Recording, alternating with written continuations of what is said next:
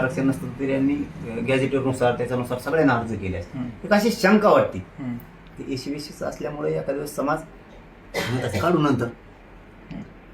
बरं, आता शेवटचा प्रश्न असा आहे की हे सगळी जी काही दिरंगाई या प्रकरणामध्ये चालू आहे ओबीसी प्रमाणपत्र देण्यामध्ये, तर यामध्ये मंत्री राधाकृष्ण पाटील यांनी आता दिरंगाईबाबत खुलासा करण्याची मागणी होती समाजाकडून. आणि मीच त्यांना सांगितलं समाजाकडून, दिरंगाई अधिकाऱ्याकडून होती समाजाकडून. आता ते स्पष्ट नाही सांगता येणार, पण तशी प्रकारची मागणी होऊ लागली. नाही, दिरंगाई ही सरकारकडून, लोकांकडून नाही.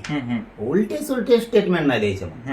आम्ही समाज मानतोय, तुम्ही जे आर काढलाय आम्ही मानणारच तुम्हाला. आमच्याकडून त्याच चुका झालेल्या तिथून मागं. जो देत नाही त्याची वाहवा केलेली आहे, जो देतोय त्याचा सन्मान नाही केला.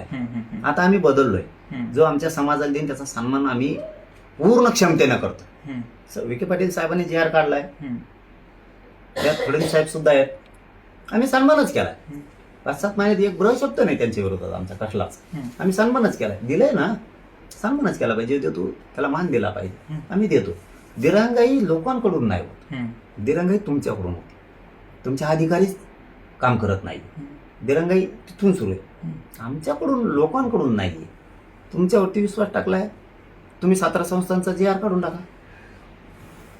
अर्ज करायचे सांगा लोकांना. जसं की हैदराबाद गॅजेटियरचा तुम्ही जे आर काढला, स्थानिक चौकशी अहवालासारखे तुम्ही त्या एसओपी दिल्या, त्याप्रमाणे लोकांनी जर दिलं तर तुम्ही अर्ज त्या पद्धतीने आले. स्थानिक चौकशी अहवालानुसार जर मराठवाड्यात अर्ज आला, तुम्ही ताबडतोब प्रमाणपत्र का देत नाही? जे आर मोठा का अधिकारी मोठा? जे आर म्हणजे कायदा आहे ना, कायद्यापेक्षा मोठा झाला का अधिकारी? का देत नाही?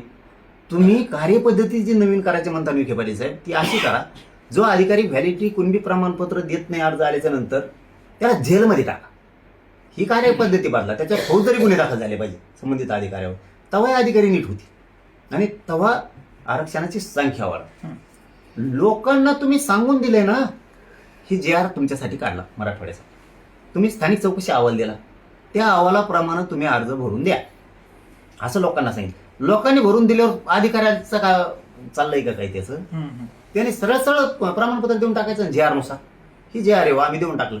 तुम्ही कोणासाठी थांबताय अधिकारी? स्थानिक चौकशी अहवाल आल्यावर तुम्ही थांबता कोणासाठी? हे लय मोठा प्रश्न आहे. तुम्ही कोणासाठी थांबायला? कुणी थांबवलंय का तुम्हाला? कोणाचा दबाव आहे का अधिकाऱ्यावर देऊ नका म्हणून?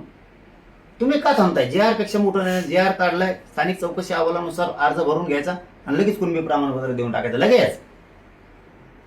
कार्यपद्धती बदलायची काय गरज?